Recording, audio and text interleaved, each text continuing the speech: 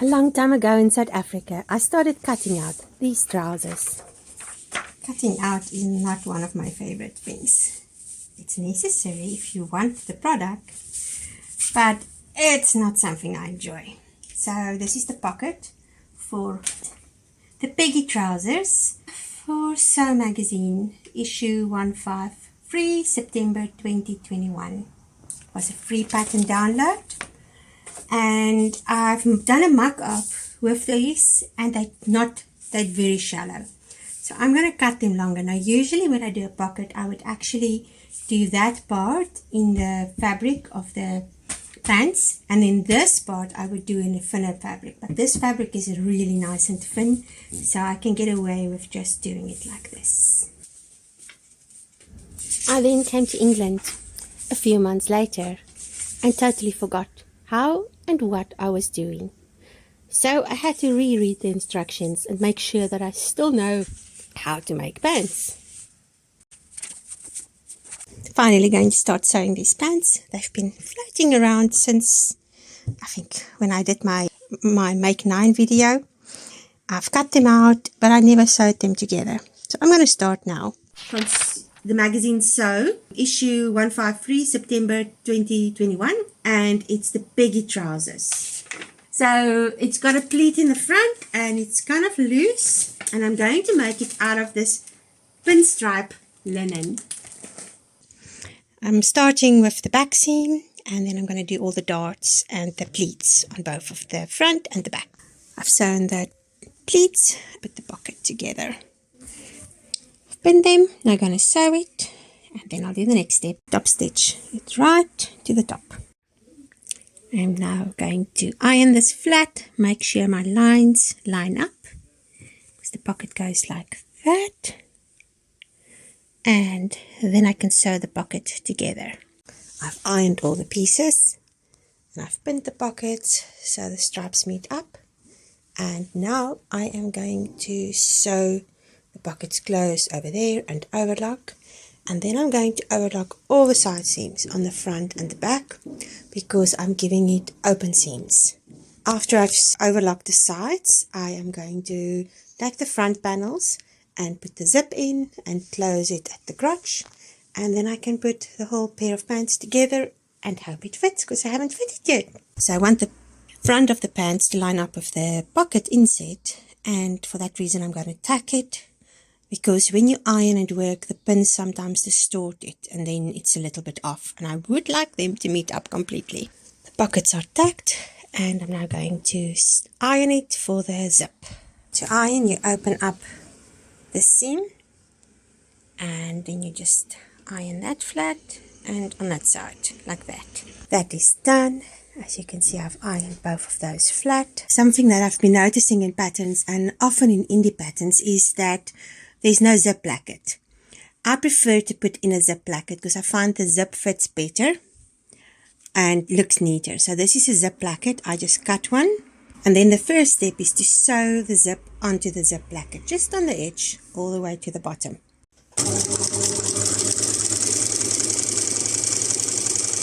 Next, you pin the two pieces together, and I'm going to sew it up to there, and then you're going to iron. So now it's right sides facing me, and I am going to pin the zip in position. It's sewn in.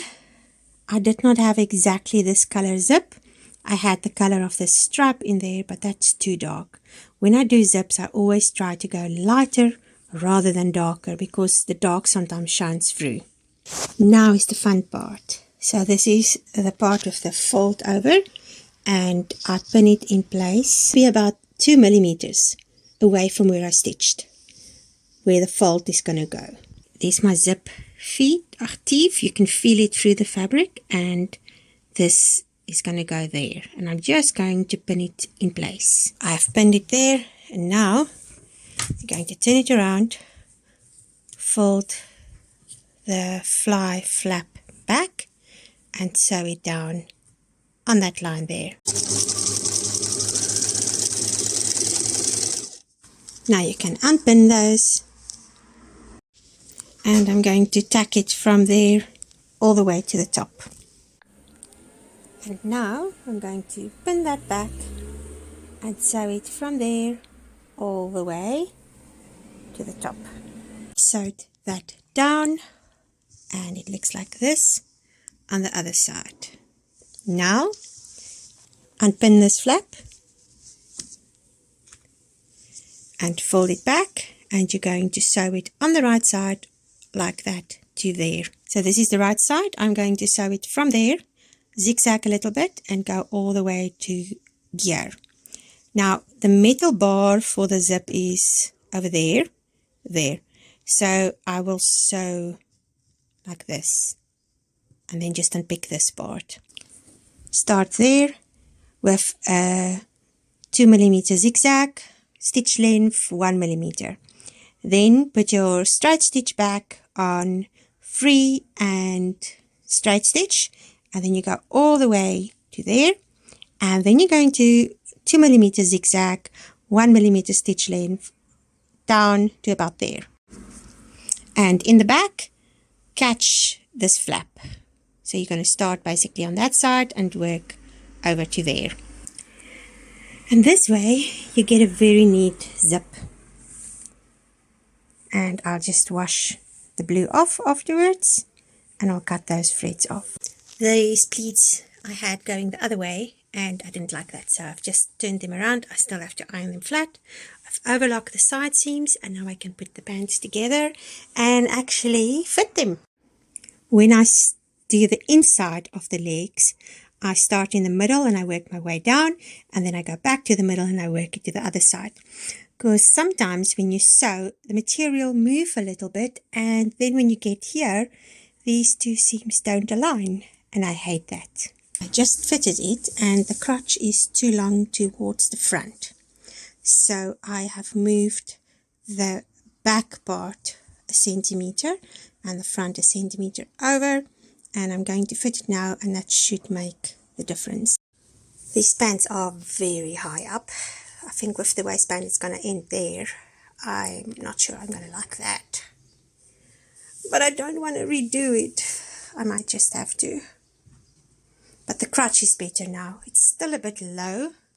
You can see it pulls a bit there. It needs to sit like this more.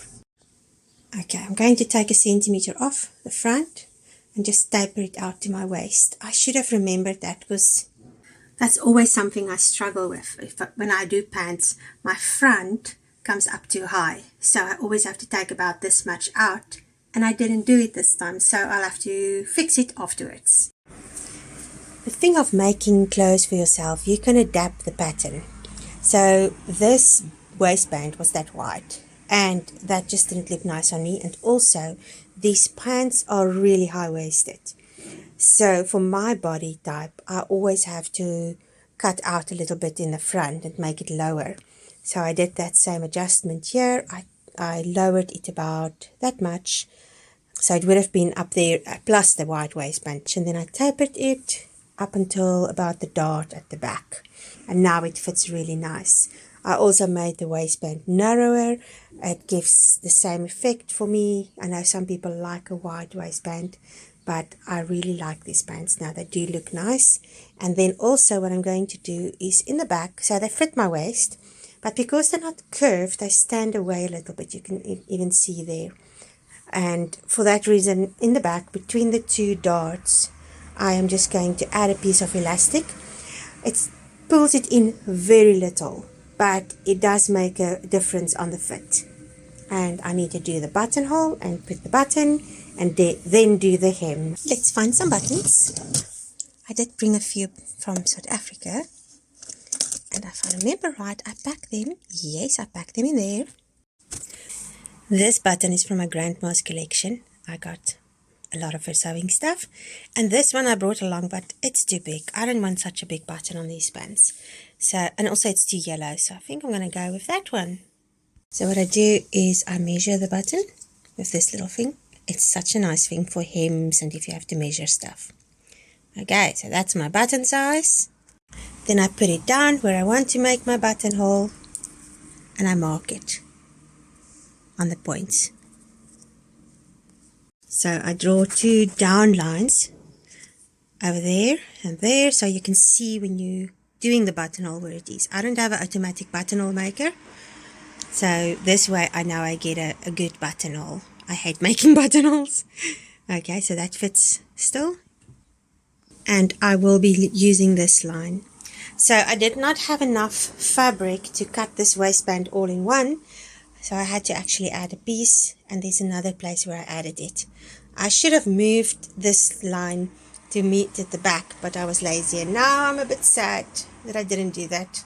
This machine do have a buttonhole stitch over there, and you just follow the steps, and then it does make the buttonhole, but you need to guide the length and everything. I messed up the buttonhole. Now I'm trying to unpick it, but I don't think it's going to work. I'm going to try and see, and if it doesn't work, then I will have to unpick the waistband a little bit to there and add this part. But I don't want to do it because it's so tidy, the rest of it. The joys of sewing your own clothes. In my Make 9 video, I spoke about the Peggy trousers from the magazine Sew, and I cut it out, and that was in January. We are now in July, and I finally finished it. I love it. It fits really nicely. It's got pockets, and it was supposed to have belt carriers, but I never wear a belt, so I've decided not to put it, and then it's just got flat pleats in the front. I've used a linen cotton mix, and it's got a little pinstripe. I love it. The only thing is it does not hold its shape very well, and I think it's because of the cotton, because linen usually wears quite nicely. I made these trousers to wear with this knitted top. Actually, I made the knitted top to wear with the trousers, and so I finally finished the two, and I think they look really nice together. My final thoughts on the Peggy trousers. This is a very nice pattern from Sew magazine, and if you're looking for pants that can give you that chino look, this is a way to go.